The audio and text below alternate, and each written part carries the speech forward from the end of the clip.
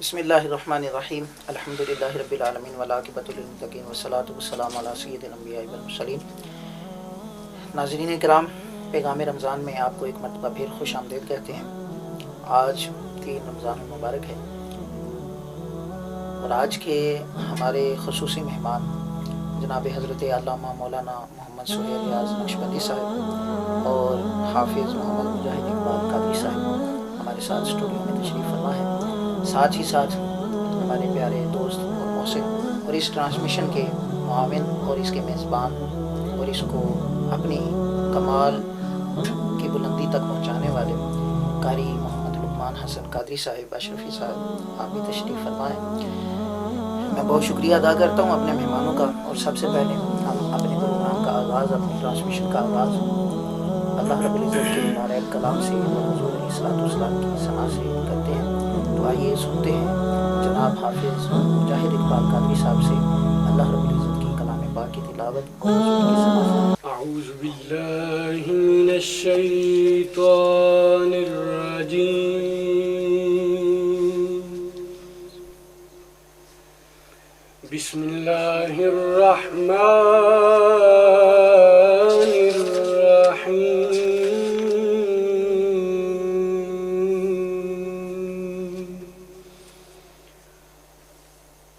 سبحان ربک رب العزت عما یصفون،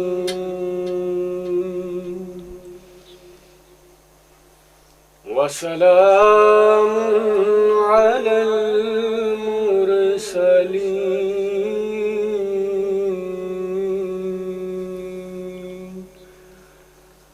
والحمد للہ رب العالمین۔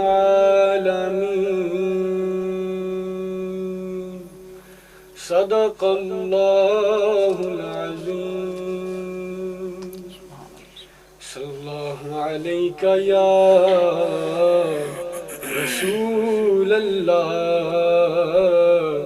وسلم علیک یا حبیب اللہ۔ وہ سویلا لازار پھرتے ہیں، وہ سویلا لازار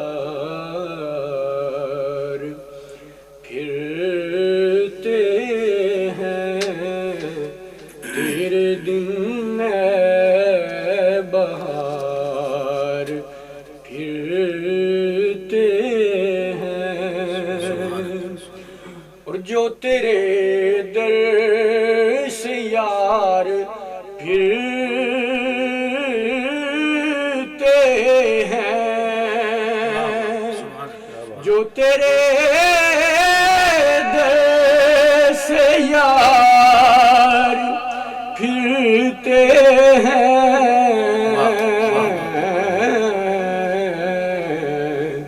وہ در بدر یوں ہی خار پھرتے ہیں، وہ در بدر یوں ہی خار پھرتے ہیں، وہ سویلا لازار پھرتے ہیں۔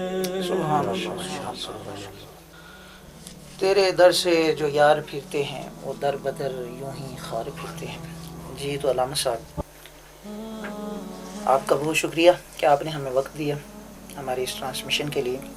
آج آپ جانتے ہیں، بخوبی علم ہے آپ کو کہ آج ماہ رمضان المبارک کی 3 تاریخ ہے، اور حضرت سیدہ نساء العالمین، سیدہ خاتون جنت حضرت سیدہ فاطمہ الزہرا رضی اللہ تعالی عنہا کا یوم وصال بھی ہے۔ تو آج کی ہماری ناظرین جو ٹرانسمیشن ہے وہ سیدہ پاک کے حوالے سے ہی ہے۔ تو ہم علامہ صاحب سے گزارش کرتے ہیں کہ آپ ہماری ناظرین کو سیدہ پاک کی شان کے حوالے سے، ان کی رفعت، ان کی سیرت کے حوالے سے چند گزارشات جو ہیں وہ آپ ارشاد فرمائیں۔ اعوذ باللہ من الشیطان الرجیم، بسم اللہ الرحمن الرحیم۔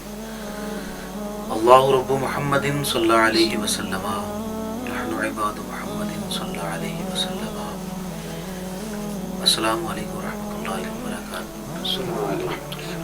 میں سب سے پہلے بہت ہی زیادہ مشکور ہوں عزت مآب جناب صاحبزادہ علامہ محمد عمار شاکر صاحب، مدظل العالی اور نہایت ہی ہر دل عزیز زینت القرا نجم القرا جناب قاری محمد لقمان حسن قادری صاحب، خراج تحسین پیش کرتا ہوں اس مقدس بابرکت پروگرام کے لیے کہ جو کاوش لے کر چلے ہیں۔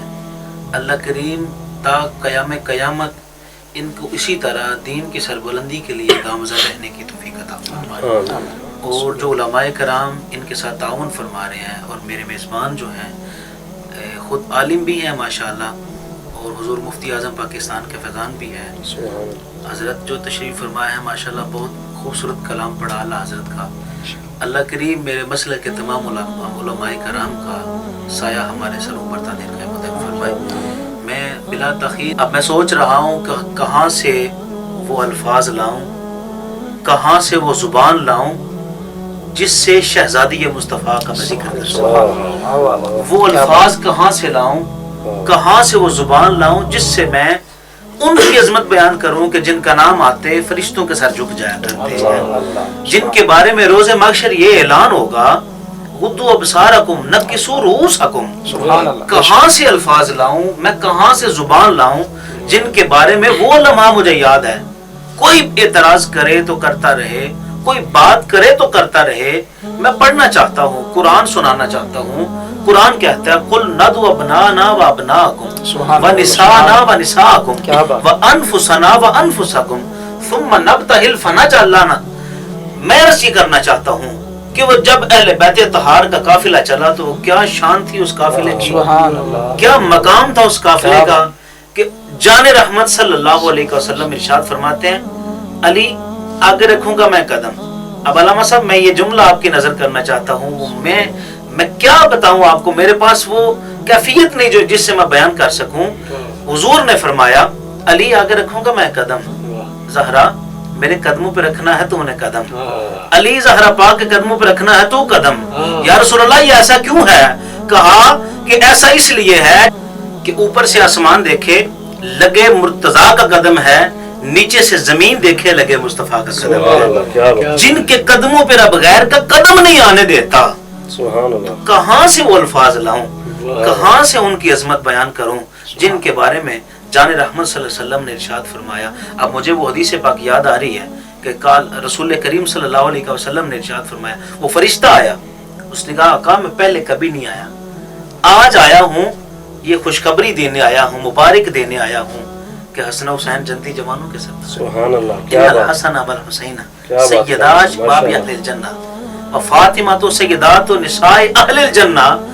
حسن و حسین تن جنتی جوانوں کے سردار ہیں، فاطمہ جنتی عورتوں کی سردار۔ سبحان اللہ، ماشاءاللہ، کیا عظمت ہے ان کی، کیا شان ہے ان کا، کیا مقام ہے ان کا، کہ جن کے بارے میں حضور جان رحمت صلی اللہ علیہ وسلم نے یوں ارشاد فرمایا کہ ان الحسن والحسین۔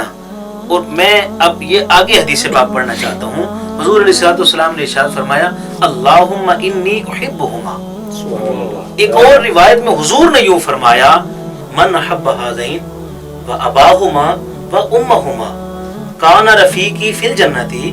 حضور جان رحمت صلی اللہ علیہ وسلم نے ارشاد فرمایا کہ جو ان سے محبت کرے، حسن و حسین سے، ان کے بابا سے محبت کرے، ان کی ماں سے محبت کرے، حضور نے فرمایا جنت میری ہوگی، سنگت میری ہوگی، جنت میں میرے ساتھ۔ کیا بات ہے، ان کی کیا عظمت بیان کی جائے۔ علامہ صاحب ماشاءاللہ بہت پیاری گفتگو آپ فرما رہے ہیں، لیکن چونکہ ہمارے ناظرین جانتے ہیں کہ ہماری جو یہ ٹرانسمیشن ہے اس کا دورانیہ بہت کم ہے، تو میں بڑی معذرت کے ساتھ آپ کو جو ہے وہ یہ عرض کرنا چاہوں گا کہ فضیلت سیدہ پاک کی ایک ایسی چیز ہے کہ ہم اس کو جتنا زیادہ بیان کرتے ہیں ہم اس سے اپنا ہی قد اونچا کر سکتے ہیں. یہ نہیں کہ وہ سیدہ پاک ہماری شان بیان کرنے کی محتاج ہیں, ان کو شان اللہ تبارک و تعالیٰ نے ویسے ہی بہت ساری عطا فرمائی ہیں.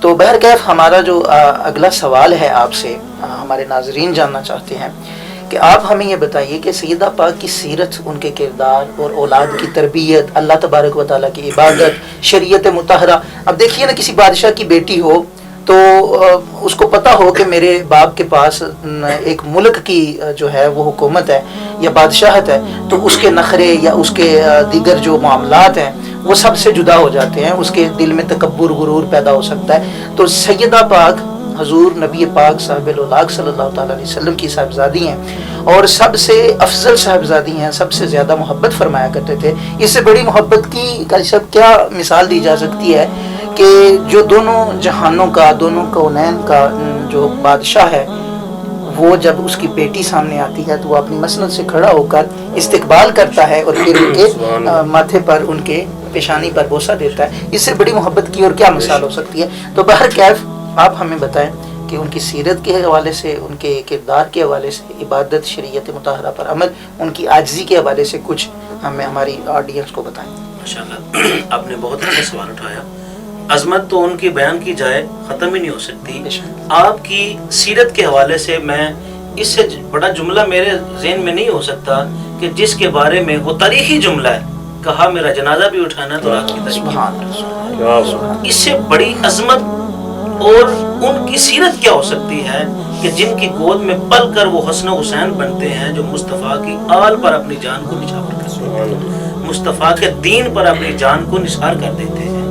ان کی سیرت کیا ہوگی کہ جن کی ساری زندگی میں ایک نماز بھی قضا نہیں ہوئی, سبحان اللہ, جن کی ساری زندگی میں, پوری ساری زندگی میں اگر ساری زندگی کا مطالعہ کیا جائے تو آپ کی سیرت طیبہ کے حوالے سے دیکھا جائے تو لمحہ بلمحہ, حرف بحرف دیکھا جائے, بغور پڑھا جائے, آپ کی ساری زندگی میں تنقید کے لیے ایک نقطہ بھی نہیں ہے. سبحان اللہ, تنقید کے لیے بڑا پیارا ایک جملہ لمحہ ہے, بھی نہیں. بڑا پیارا جملہ ہے کہ ہم ان کی ساری زندگی کو پڑھ لیں, جتنے مرضی تنقیدی ذہن سے پڑھ لیں, ان کی اوپر تنقید والا کوئی جملہ نہیں نکال سکتے. جملہ تو بڑی دور کی بات ہے, آپ نے درست فرمایا کہ لفظ بھی نہیں نکلتا. اور آپ کی حیات مبارکہ میں ایک لمحہ بھی ایسا نہیں آیا کہ جس میں آپ شریعت سے ہٹ کر آپ نے زندگی گزاری.